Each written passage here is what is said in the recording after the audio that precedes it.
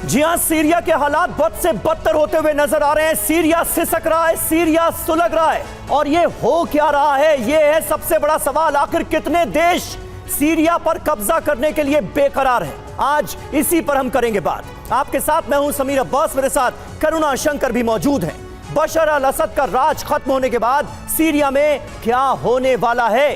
असद के जाने के बाद सीरिया जंग का नया फ्रंट बन गया है, जिसमें एक दो नहीं बल्कि 3 देश अपनी ताकत दिखा रहे हैं। इसमें सबसे नया नाम जुड़ा है तुर्की का।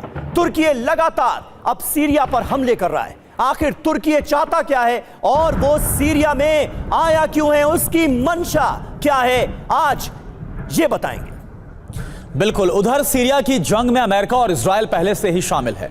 दोनों देश सीरिया में लगातार एयर स्ट्राइक कर रहे हैं। इजराइल तो सीरिया की जमीन पर कब्जा भी कर रहा है। तो सवाल है कि क्या सीरिया में तीनों देश कब्जा नीति पर आगे बढ़ रहे हैं? सीरिया को लेकर किसकी क्या रणनीति है, ये सब कुछ आपको बताएंगे। पहले इस वक्त की बड़ी खबर आपको बताते हैं। जी हां, शुरुआत कर रहे हैं इस वक्त की बड़ी खबर के साथ। तुर्की का सीरिया में बड़ा हमला हुआ है। उत्तरी सीरिया में तुर्की ने हमला किया है, अटैक हुआ है। सीरिया के काराकोज़क इलाके में यह हमला किया गया है। तस्वीरें आपके सामने हैं। नॉर्थ सीरिया में तुर्की का यह भीषण अटैक। सीरिया का काराकोज़क इलाका बना है निशाना।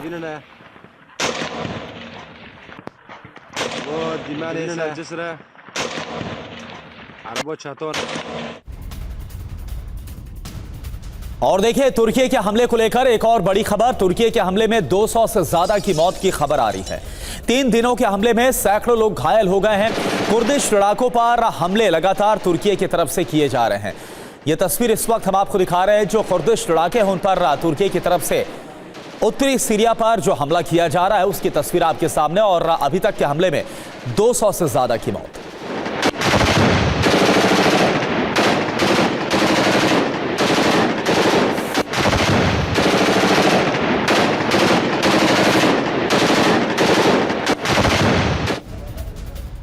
और इस वक्त की एक और अहम खबर, सीरिया के कमिशली में तुर्की का अटैक हुआ है। विद्रोहियों के हथियार डिपो पर किया गया है हमला। तुर्की के हमले में कई टैंक हो गए तबाह। ये देखिए तस्वीरें। सीरिया में अब ऐसा लग रहा है कि एक नई जंग शुरू हो चुकी है। तुर्की का बड़े पैमाने पर इन्वॉल्वमेंट इस वक्त सीरिया की सरजमीन पर नजर आ रहा है। नेतन्याहू वर्सेस एर्दोगान की कहीं लड़ाई तो नहीं शुरू हो गई है सीरिया में? ये है बड़ा सवाल। एक के बाद एक कई इलाकों को एर्दोगान की सेना ने बनाया है सीरिया के अंदर निशाना।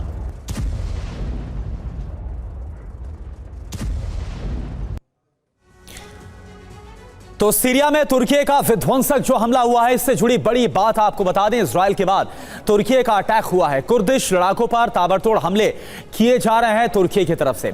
कुर्दिश विद्रोहियों के गुट एसडीएफ पर हमला किया गया है तुर्की की फोर्स की तरफ से। सीरियन डेमोक्रेटिक फोर्स एसडीएफ, जी हां, एसडीएफ और एसएनए के लड़ाकों में इस वक्त युद्ध भी छिड़ा हुआ है। ये भी हालात हैं। कहां पर हमला हुआ है? सीरिया के उत्तरी इलाके में हमला किया गया है। तुर्की की सीमा के पास के जो इलाके हैं वहां पर हमला किया गया है। एसडीएफ के हथियार डिपो पर तुर्की की तरफ से हमला किया गया। पिछले 3 दिनों में 200 से ज्यादा मौत हो गई है जो तुर्की की तरफ से हमले किए गए हैं, और ताबड़तोड़ हमले लगातार जारी हैं। दोनों तरफ के लड़ाकों की मौत की खबर इस वक्त सामने आ रही है। समीर। जी हां, तो ये इस वक्त स्थितियां हैं। तुर्की का विध्वंसक अटैक सीरिया की सरजमीन पर। आखिर इसका मतलब क्या है, इसके मायने क्या है? एक बड़ा पैनल इस वक्त टीवी 9 भारतवर्ष के स्टूडियो में हमें ज्वाइन कर रहा है। लेफ्टिनेंट जनरल वीके चतुर्वेदी हमारे साथ मौजूद हैं। एवीएम ओपी तिवारी हमारे साथ मौजूद हैं बतौर डिफेंस एक्सपर्ट। निनाद सेठ साहब हमारे साथ मौजूद हैं, वरिष्ठ पत्रकार हैं, लेखक हैं और विदेश मामलों के जानकार हैं। नेवल ऑफिसर डॉक्टर पीके घोष हमारे साथ मौजूद हैं, डिफेंस एक्सपर्ट के तौर पर हम उनसे भी बात करेंगे। और सबसे पहले हम आपको लिए चलेंगे, सुमित चौधरी हमारे संवाददाता इस वक्त मौजूद हैं जो सीरिया से पल पल की अपडेट ले रहे हैं। सुमित, सबसे पहले तो यह बताइए कि इस वक्त सीरिया में जो चल रहा है, तस्वीरें हमने अपने दर्शकों को दिखाई, हालात कैसे हैं और क्या वाकई ये कहा जा सकता है जिस कदर तुर्की हमलावर अब सीरिया को लेकर नजर आ रहा है, क्या तुर्की वर्सेस इजराइल की एक कब्जे की जंग भी सीरिया के इस विद्रोह तख्ता पलट के बाद शुरू हो चुकी है? समीर, करीबन 2 से 3 दिन पहले जब आपके और मेरा इसी स्टूडियो में डिस्कशन हो रहा, तब आपने और मैंने डिस्कस किया था कि ये वो प्लेग्राउंड बनेगा जिसमें हर देश अपने हिसाब से लड़ाई लड़ेगा, अपने हितों को देखकर लड़ाई लड़ेगा। और अभी ऐसा दिख भी गया, यानी करीबन 48 घंटे के बाद ही ऐसा विजिबल है। अभी हो क्या रहा है, होम्स के नीचे वाले इलाकों में जहां पर लगातार हिजबुल्लाह का गढ़ माना जाता था, उसके नीचे इलाकों को लगातार इजराइल कैप्चर करने में लगा। इजराइल दमिश्क से 10 किलोमीटर दूर है, चाहे वो आप दारा का इलाका कह लीजिए, नावा का इलाका कह लीजिए, गोलान हाइट्स के आसपास के जितने इलाके हैं, इजराइल वहां पर आकर बैठ चुका है, वो वहां पर डोमिनेट करना चाहता है। दूसरी तरफ जब आप नॉर्थ ईस्ट की तरफ जाते हैं, यानी जहां पर एसडीए का बहुत बड़ा रुतबा रहा है, खासतौर पे सीरियन डेमोक्रेटिक फ्रंट का, वहां पर लगातार जो ये फोर्सेस हैं वो वहां पर अब लड़ाई कर रही है कुर्द्स के साथ, और माफ कीजिएगा एसएनए के साथ, जिसे टर्की का सपोर्ट है। तो वो एक फ्रंट बन गया है जहां पर लगातार एसडीए अपना वर्चस्व दिखाना चाहता है। वहीं तीसरी तरफ तुर्की चाहता है अलेप्पो, इडलिब और इन इलाकों के अंदर उसकी पकड़ मजबूत हो, वहां पर उसके जो लोग हैं वो वहां पर। तो तीनों तरफ से आप कह सकते हैं कि सीरिया बढ़ चुका है। और खास बात ये, भले ही आप कह सकते हैं कि जो नए रिजिम आई हैं वो लगातार इस इलाके को कैप्चर कर लिए हों, लेकिन 20 रेबेलियन ग्रुप्स को कंसोलिडेट करना, उनके साथ सरकार चलाना, उनको एक ट्रैक पर लाकर जाना, ये बहुत मुश्किल है। और यही वजह है कि सबसे ज्यादा हम देखेंगे कि हर देश अपने हिसाब से इस सीरिया के अंदर इस प्लेग्राउंड में अपनी लड़ाई लड़ेगा। बिल्कुल। और देखिए, इस बीच एक अहम खबर और सुमित आ रही है। तुर्की ने मनबीज के कुछ हिस्सों पर भी कब्जे का दावा कर दिया है, यानी तुर्की भी अब सीरिया के कई इलाकों पर आगे बढ़ता हुआ नजर आ रहा है, कब्जा कर रहा है। एसएनए के लड़ाकों ने कब्जे का दावा कर दिया है। मनबीज में एसडीएफ और एसएनए के लड़ाकों में जंग चल रही थी और अब इस इलाके को लेकर तुर्की का बड़ा दावा सामने आया है। किस तरह की जंग यहां पर चल रही है, जरा देखिए।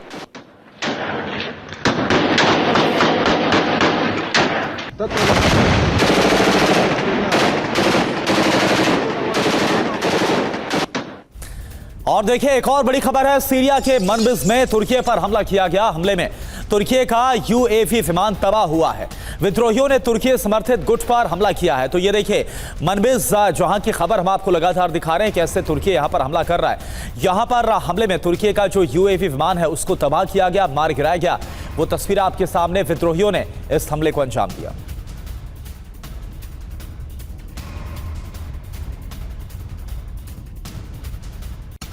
और देखिए, सीरिया के कोबानी की तरफ बढ़ रहा है तुर्की। कोबानी में विद्रोहियों के साथ चल रही है भीषण लड़ाई।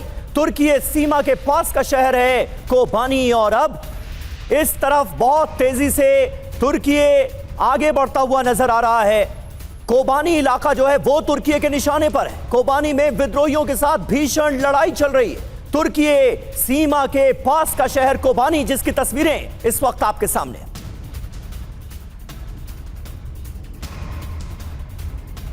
तो आप देखिए, सीरिया जंग में तुर्की का जो हमला है वो हो रहा है। मनबिज पर कब्जा किया गया है, क्योंकि दावा कुछ ऐसा ही है। दरअसल तुर्की का मनबिज पर कब्जे का दावा है। सीरिया का उत्तरी इलाका है मनबिज, जहां पर कब्जे का दावा तुर्की की तरफ से किया गया है। मनबिज पर एसएफडी का 2016 से कब्जा है। 2016 में आईएसआईएस को हराकर कब्जा किया गया था। जी हां, और देखिए जरूरी बात क्या है, एसडीएफ लड़ाकों को अमेरिका का पूरा सपोर्ट हासिल है। एसएनए लड़ाकों को तुर्की का समर्थन हासिल है, और एसडीएफ वर्सेस एसएनए की जंग अब इस पूरे रीजन में शुरू हो गई है, जो लगातार बढ़ती नजर आ रही है। करुणा। और देखिए, वीके चतुर्वेदी सर, सीधा सवाल आप ही से। एक तरफ हम देख रहे हैं कैसे गोलान हाइट्स की तरफ से हमला करके इजराइल लगातार आगे बढ़ता हुआ नजर आ रहा है, कब्जा करता हुआ नजर आ रहा है सीरिया में, और दूसरी तरफ उत्तर से तुर्की आगे बढ़ रहा है, सीरिया की तरफ कब्जे का दावा किया गया है। हालात किस तरफ जाता हुआ आप देख पा रहे हैं? करुणा, बहुत ही अस्थिर वातावरण है। अस्थिरता का दौर है। अभी किसी को नहीं मालूम कि किस तरह से, लेकिन जब देश कमजोर होते हैं, देश की सशस्त्र जो सेनाएं होती हैं वो अपने देश के लिए नहीं बल्कि एक इंडिविजुअल के लिए काम करती हैं, तब इस तरह की अस्थिरता का माहौल होगा। और यही आज मैं सीरिया में भी देख रहा हूँ, उन्होंने ना तो अपने सीरिया गवर्नमेंट को सपोर्ट किया, ना किसी को। वो सब जाने कहाँ जनरलशिप चली गई, नेतृत्व कहाँ चला गया, सब एकदम। और इस वक्त ऐसा माहौल है, जो भी पड़ोसी देश हैं सब इस माहौल का बिल्कुल पूरा फ़ायदा उठाएंगे। It's in their military interest, it's in their national interest. Israel अपना गोलन हाइट के बियॉन्ड बफर जोन बनाएगा। वो इंश्योर करेगा कि जो वेपन्स और मिसाइल्स वहाँ पर हैं उनका गलत हाथों में ना जाए, इसका भी बहुत ज़रूरी है। इसी तरह से नॉर्थ ईस्ट में जो उत्तर पूर्वी का इलाका है, कुर्द का इलाका है, वहाँ पे टर्की भी अपनी जो प्रभुता बेसिकली एक एज ए इस्लामिक कंट्री वो अपने आप को, अर्डोगन भी चाहेंगे कि वो अपने आप को इस्टेब्लिश करें एक मजबूत कंट्री। सब अपना इंटरेस्ट इस वक्त देख रहे हैं। और जो एसडीएफ है, जो सीरियन है, रिवोल्यूशनरी रिबेल्स हैं, आज वहाँ पे कोई किसी प्रकार की सरकार नहीं चल रही, जिसका जो मर्जी आ रहा है वो कर रहा है। बिल्कुल। और सफर करने वाले जो सबसे ज्यादा सफर करेंगे वो वहाँ की जनता है, जिनको कि नहीं मालूम कि किधर जाना है। बिल्कुल बिल्कुल सही आपने कहा। और सीरियाई जो नागरिक हैं उनके जहन में निश्चित तौर पर यह सवाल होगा कि अब आने वाले वक्त में होने क्या जा रहा है, उनका देश रहेगा भी या नहीं रहेगा। जो हालात हैं वो तो बद से बदतर होते हमें दिख रहे हैं। सीरिया के डेर एज़-ज़ोर शहर पर विद्रोहियों का देखिए कब्जा हो गया है। डेर एज़-ज़ोर शहर में लोगों ने जश्न मनाया है, आतिशबाजी कर खुशी का इजहार किया है। ये देखिए तस्वीरें, ये तमाम वो लोग जो कि या तो विद्रोही गुटों से ताल्लुक रखते हैं या फिर उनके समर्थक हैं, वो कैसे सड़कों पर निकलकर जश्न मना रहे हैं।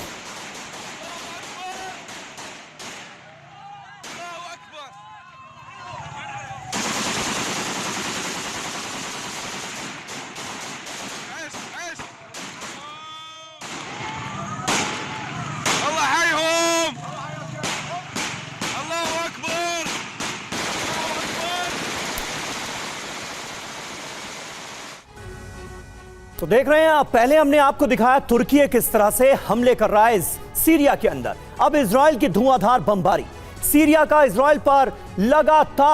इजराइल सीरिया पर लगातार हमले कर रहा है। 48 घंटे में 450 से ज्यादा हमले हुए हैं। सीरिया के विद्रोही गुटों पर एयर स्ट्राइक की जा रही है।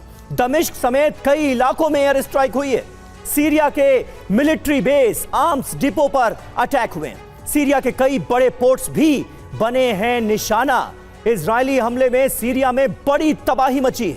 सीरिया इजराइल के बफर जोन पर कब्जा किया गया है।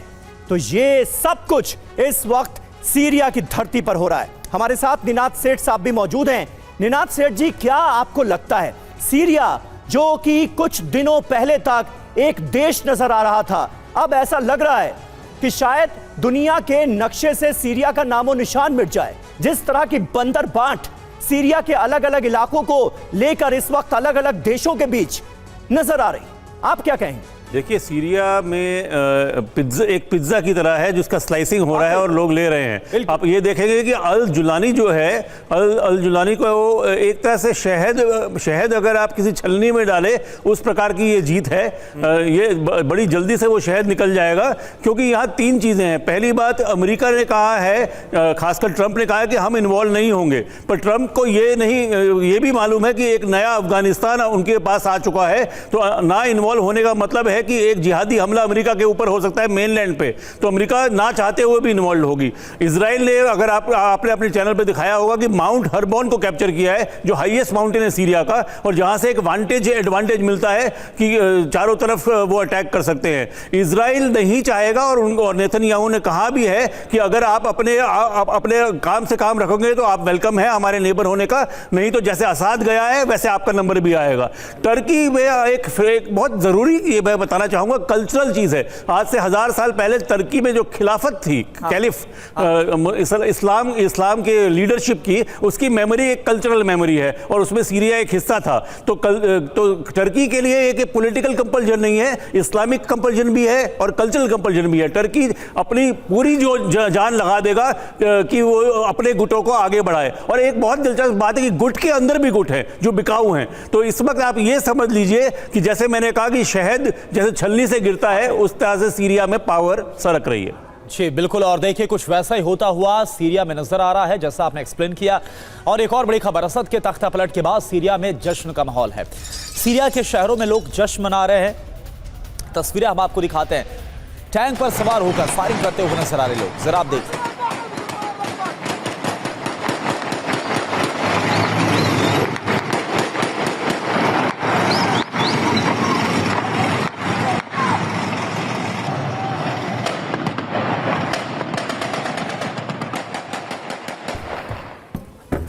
और इजराइल की सीरिया पर जबरदस्त एयर स्ट्राइक हुई है। 48 घंटे में 450 ठिकानों पर हमला किया गया है। सैन्य ठिकानों, हथियार डिपो पर लगातार हमले किए जा रहे हैं। ये देखिए तस्वीरें, सीरिया की नौसेना को ताजा हमले में बड़ा नुकसान पहुंचा है।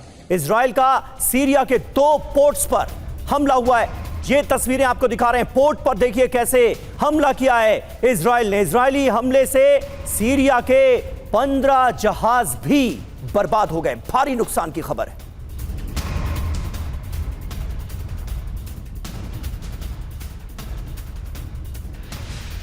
तो ये देखिए सीरिया की नौसेना के जो जहाज है उनको तबाह किया गया। अब जरा आपको दिखाते हैं कि सीरिया में एक साथ 3 देश कहां पर हमला कर रहे हैं और सबके हित क्या हैं। सीरिया पर एक साथ 3 देशों का बड़ा हमला। अमेरिका की बात करें तो मध्य सीरिया में अटैक किया गया और आईसिस के ठिकानों पर हमला किया गया है। अब हमला क्यों किया गया ये आप जाने। दरअसल बशर अल असद के जाने के बाद आईसिस से बड़ा खतरा इस वक्त सता रहा था और इसी के बाद इस हमले को अंजाम दिया गया। अब इजराइल की बात करें तो दक्षिणी सीरिया में अटैक किया गया और एक वहां पर बफर जोन बनाया जा रहा है, कब्जा किया गया। हमला क्यों किया गया? विद्रोही गुटों के इजराइल में घुसने का डर था और यही वजह है कि इजराइल वहां पर एक बड़ा बफर जोन बनाकर खुद को सुरक्षित करना चाहता है। तुर्की की बात करें तो उत्तरी सीरिया पर हमला किया गया है। कुर्द लड़ाकों पर हमला किया गया, कई इलाकों पर कब्जा किया गया है। हमला क्यों किया गया ये भी आप जानिए। कुर्द लड़ाकों से एक बहुत बड़ा खतरा तुर्की को है, यही वजह है कि खात्मा करना चाहता है। ओपी तिवारी सर, मैं आपसे समझना चाहूंगा कि जब बशर अल असद वहां से भाग गए थे, तख्ता पलट हुआ था और इसके बाद एक बड़ा सवाल यह था कि भाई यहां पर अगली जो सत्ता है वो किसको मिलती है, कौन वहां पर काबिज होगा। लेकिन अब तो उससे बड़ा सवाल यह है कि आखिर किसका वर्चस्व स्थापित होगा वहां पर। अमेरिका होगा, इजराइल होगा या फिर तुर्की वहां पर होगा? किसका वर्चस्व होगा ऐसा लग रहा है? कोरोना वर्चस्व किसका होगा ये तो समय के साथ आएगा, लेकिन मैं पहले कुछ कहना चाहूँगा कि इस तुर्की सीरिया में किसका कितना इंटरेस्ट है। अमेरिका का इंटरेस्ट था, रूस निकल गया, ईरान वहाँ से हट गया, हार गया। अभी अमेरिका का इंटरेस्ट है कि उसके जो भी 900 या जो भी बेसेज है वो सुरक्षित रहे। दूसरा इजराइल का क्या इंटरेस्ट है? इजराइल का इंटरेस्ट है कि हिजबुल्लाह इतना कमज़ोर हो जाए, ख़त्म हो जाए, ताकि नॉर्थ से लेबनान में जो मजबूत है आते थे वो ख़त्म हो जाए। तुर्की का इंटरेस्ट क्या है? तुर्की का मेन प्रॉब्लम जो यहाँ पर है कि इनकी जो तुर्की के अंदर जो अशांति पैदा करती है, कुर्द की ऑर्गेनाइजेशन जो 10% तुर्की में है वो यहाँ पर मजबूत होते हैं, वो सपोर्ट करते हैं। तुर्की का डर है। तुर्की पिछले 15 साल से इतने रिफ्यूजियों को शेल्टर करके रखा हुआ है ताकि वो उनके लिए एक परेशानी बनी हुई है। तो तुर्की भी चाहता है कि यहाँ पर सत्ता तो परिवर्तित हो गई, यहाँ पर उसका वर्चस्व है कि ताकि उनके अपने रिफ्यूजियों को वापस भेज सके। और प्लस वो विद्रोही है कुर्दिस्तान के जो विद्रोही हैं जो तुर्की में कन्फ्यूजन पैदा करना चाह सकते हैं, उनको दबाया जा सके। ये पहली बात हुआ है कि 2 नाटो देश का कॉन्फ्लिक्ट हो गया है। ये तुर्की और यूएस का कॉन्फ्लिक्ट है। यूएसए एसडीएफ का सपोर्ट कर रहा है। एसडीएफ जो कुर्दिस्तान में डोमिनेटेड है और सीरियन आर्मी, नेशनल आर्मी है, इसको तुर्की सपोर्ट कर रहा है। ना इतने गुट है यहाँ पर, कौन किसका सपोर्ट कर रहा है इसका कहना बहुत ही मुश्किल है और किसका सपोर्ट करेगा। ये एसटीएस को हेल्प करके तुर्की एसएनए ने हेल्प करके आगे बढ़ रहे हैं। At the same time SDF भी कुछ उनसे लड़ाई करने की कोशिश कर रहा था। अब एसडीएफ को सपोर्ट यूएसए से मिलता है, एसडीएफ पर कितना कंट्रोल अमेरिका का है एक बहुत बड़ा क्वेश्चन मार्क है। बिल्कुल, ये बहुत बड़ा क्वेश्चन मार्क है और ये आने वाले वक्त के लिए भी सवाल उठाता है कि अब होने क्या जा रहा है। सीरिया के अंदर हालात तो बहुत खराब होते नजर आ रहे हैं। मोहम्मद अल बशीर बने सीरिया के केयरटेकर प्रधानमंत्री। देखिए एक और अहम खबर है, नई सरकार बनने तक केयरटेकर प्रधानमंत्री बनाया गया है इन्हें। 1 मार्च 2025 तक ये केयरटेकर प्राइम मिनिस्टर रहेंगे सीरिया के। मोहम्मद अल बशीर को ये जिम्मेदारी फिलहाल सौंपी गई है 1 मार्च 2025 तक। तो अब देखिए एक और बड़ी खबर क्या आ रही है कि सीरिया में नई सरकार के गठन में भी जो हयात गुट है एचटीएस वो जुटा हुआ है। एचटीएस प्रमुख गोलानी ने कई देशों के राजदूतों के साथ बैठक भी की है। दमिश्क में कुछ दिनों में अपना दूतावास भी खोलेगा कतर। ये खबर सामने आ रही है। तो एक तरफ आप देखिए जो सीरिया है वो किस तरह से युद्ध के हालात में लगातार बर्बाद होता हुआ नजर आ रहा है। दूसरी तरफ एचटीएस से जो वहां पर प्रमुख विद्रोही गुट है वो सरकार गठन की कोशिशों में जुटा हुआ है और उसके जो प्रमुख गोलानी है उन्होंने कई देशों के जो राजदूत हैं उनसे बात भी की है।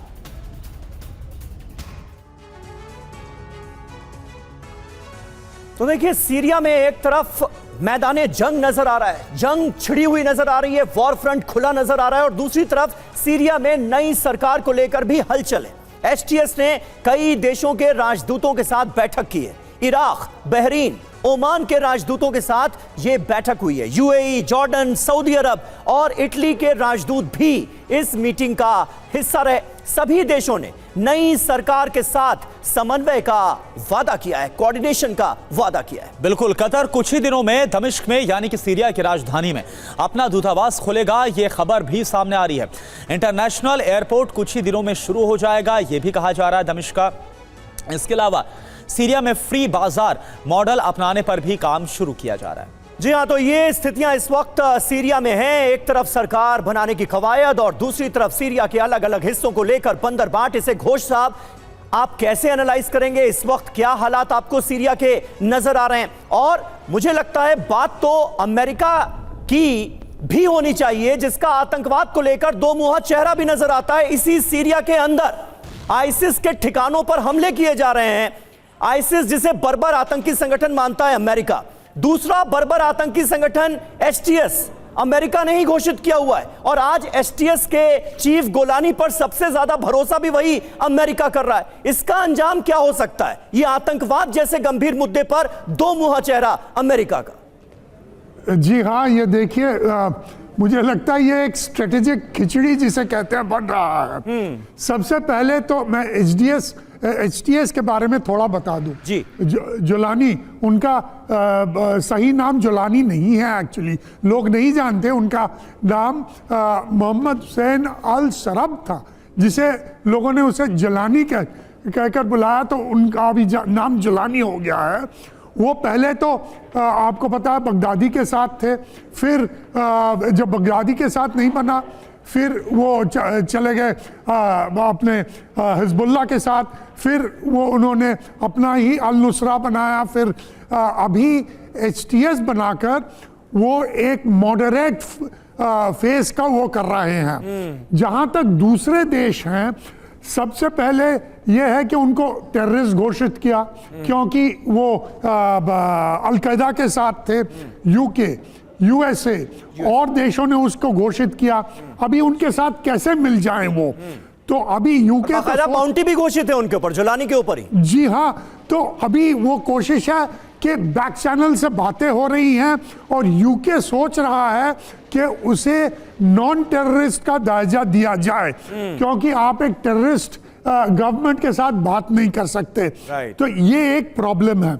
तो खिचड़ी में और ये प्रॉब्लम ये है कि अभी एचटीएस, अभी सबसे पहले मैं ये कहूँगा कि इजराइल जो था सबसे पहले बहुत खुश था, क्योंकि ईरान हार गया।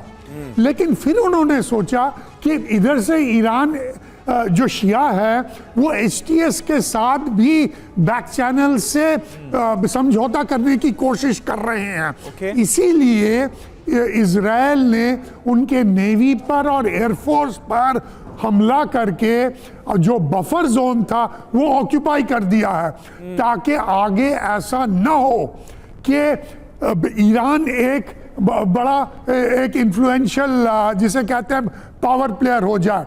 दूसरी ओर इधर दूसरे जो देश है, आपने देखा कि जो जिनके एम्बेसडर आए हैं एचटीएस से बात करने, ये सब एचटीएस से बात कर रहे हैं, ताकि ये जो एचटीएस है, अभी एचटीएस को भी नहीं मालूम वो क्या करे। इधर तुर्की है जिन्होंने अटैक किया है, इधर इजराइल है जिन्होंने अटैक किया है, और वहां पर यूएस का भी एक टुकड़ा है। कई लोग नहीं जानते कि वहां पर एक यूएस का टुकड़ा है जो आईसिस को न्यूट्रलाइज करने के लगे हुए हैं, तो वो भी वहां पर अटैक कर रहे हैं। और जैसे पहले कहा गया था, ऐसे पहली बार हुआ है कि तुर्की, नाटो और यूएस के जो इंटरेस्ट हैं वो क्लैश कर रहे हैं। ठीक है, तो ये अभी समय और ये हम सर देख भी पा रहे हैं कि कैसे तुर्की और जो अमेरिका है वही, क्योंकि अलग अलग गुटों को सपोर्ट कर रहे और आपस में भिड़ते हुए नजर आ रहे दो नाटो कंट्रीज। तो असद के कसाई खाने को लेकर अहम खबरें हैं। सीरिया के सिविल डिफेंस ग्रुप जेलों की जानकारी क्यों चाहता है, आइए आपको दिखाते हैं। असद का कसाई खाना, रूस से मांगी गई जानकारी। असद के शासनकाल में कई गुप्त जेलें बनाई गई। गुप्त जेल में कैदियों को किया जाता था टॉर्चर। इन जेलों में असद विरोधियों को सजा दी जाती थी। विद्रोहियों ने कई जेलों से कैदियों को रिहा करा दिया है। सीरिया सिविल डिफेंस ग्रुप की रूसी सरकार से अपील सामने आई। असद पर रूस दबाव डालकर जेलों की जानकारी दे। सीरिया के सिविल डिफेंस ग्रुप ने यूएन से भी अपील की। बिल्कुल, कई बेगुनाहों की जेलों में हत्या की गई, यातना देने का जो आरोप है वो असद पर लगा है। बेगुनाहों को न्याय दिलाने की जो मांग है वो जोर पकड़ रही है। कई अंडरग्राउंड जेलों में हजारों कैदियों की हत्या का आरोप लगा है। समीर जी हां, सैदनाया जेल सबसे खूंखार मानी जाती थी और यहां पर सबसे ज्यादा जुल्म और सितम किया गया है कैदियों के ऊपर, यह माना जा रहा है। सैदनाया जेल में 2011 से 2015 तक 13,000 लोगों को फांसी दी गई है। एमनेस्टी इंटरनेशनल की यह रिपोर्ट साफ तौर पर जाहिर करती है। यानी सुमित, इसका मतलब यह हुआ कि बशर अल असद जब सत्ता में थे तो भी वहां पर विद्रोहियों पर, आम लोगों पर जुल्म सितम की तो इंतहा की गई। और यही वजह है कि आज जब विद्रोहियों ने उनका तख्ता पलट किया, उन्हें देश छोड़कर भागना पड़ा है, तो सीरिया की सड़कों पर आम लोग भी जश्न मनाते हुए नजर आ रहे हैं। यह एक पहलू ऐसा है जिसे हमें नजरअंदाज नहीं करना चाहिए, मुझे लगता है। समीर, बिल्कुल, क्योंकि असद की इन प्रिजन्स को सिर्फ जेल नहीं, इनको स्लॉटर हाउस कहा जाता था। और ऐसा नहीं है कि सैदनाया जेल एक अकेली जेल थी, 100 से ज्यादा ऐसे डिटेंशन सेंटर्स थे, आप कह सकते हैं कि टॉर्चर सेंटर्स थे, जहां पर अलग अलग प्रोविंसेस के अंदर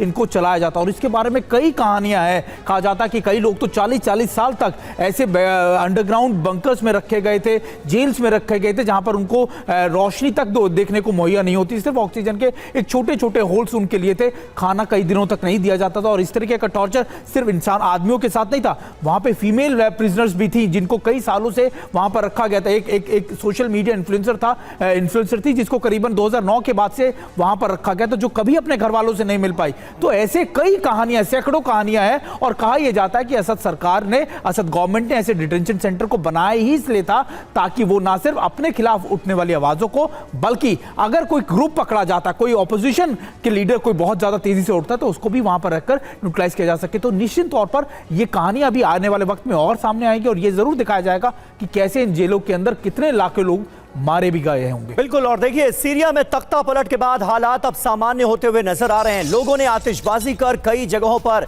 जश्न मनाया है। वैसे अभी सामान्य तो क्या ही होंगे हालात, लेकिन जिस तरह की परिस्थितियां पिछले 2 दिनों में हमने देखी हैं, उसके चलते इन्हें सामान्य ही कहा जा सकता है। उस लिहाज से तस्वीरें आप देखिए किस तरह से लोग आतिशबाजी छोड़कर जश्न मनाते हुए नजर आ रहे हैं। और इसके पीछे सबसे बड़ी वजह थी बशर अल असद का क्रूर शासन। और वहीं अमेरिका की बात करें तो सीरिया के ताजा हालात पर अमेरिका की पैनी नजर है। सीरिया में तख्ता पलट के बाद भी अमेरिकी सेना अपने बेसिस पर बनी रहेगी, ये साफ कर दिया गया, क्लियर किया गया है। अमेरिका के राष्ट्रपति जो बाइडेन को सुरक्षा अधिकारियों की टीम ने ताजा हालात से अवगत कराया है। अपने ऑपरेशंस को जारी रखेगा अमेरिका। और अमेरिका ने पहले यह बता दिया था कि अमेरिका इस तख्ता पलट के बाद रुकने वाला नहीं है। तो सीरिया में तख्ता पलट के बाद अमेरिका की स्ट्रैटेजी है क्या और बाइडेन प्रशासन ने क्या कहा है, ये आप देखिए। सीरिया में आईएस की निगरानी अमेरिका करता रहेगा, यानी इस बहाने अमेरिका की मौजूदगी भी सीरिया में रहेगी। असद के जाने के बाद कई हवाई हमले किए गए हैं। सीरिया से अमेरिकी सेना हटने वाली नहीं है। आईएस के ठिकानों पर कई हवाई हमले किए गए हैं और यह सिलसिला जारी रह सकता है। आईएस को फिर से सीरिया में जमने नहीं देंगे, यह अमेरिका कह रहा है। सीरिया में लोकतंत्र की मजबूती का पक्षधर है अमेरिका। लोकतंत्र, डेमोक्रेसी, कहीं दूर दूर तक ऐसे आसार नजर आ रहे हैं क्या? विद्रोही गुट से संवाद करने से हम पीछे नहीं हटेंगे। आईएस को मौके का फायदा उठाने से रोकना हमारा मकसद है। राजनीति हालात को लेकर दखल देना नहीं चाहता। इजराइल और तुर्की के भी संपर्क में है अमेरिका। 2014 से सीरिया में अमेरिका सेना एक्टिव है। बॉर्डर पर अमेरिकी बेसिस पर करीब 1000 सैनिक मौजूद हैं।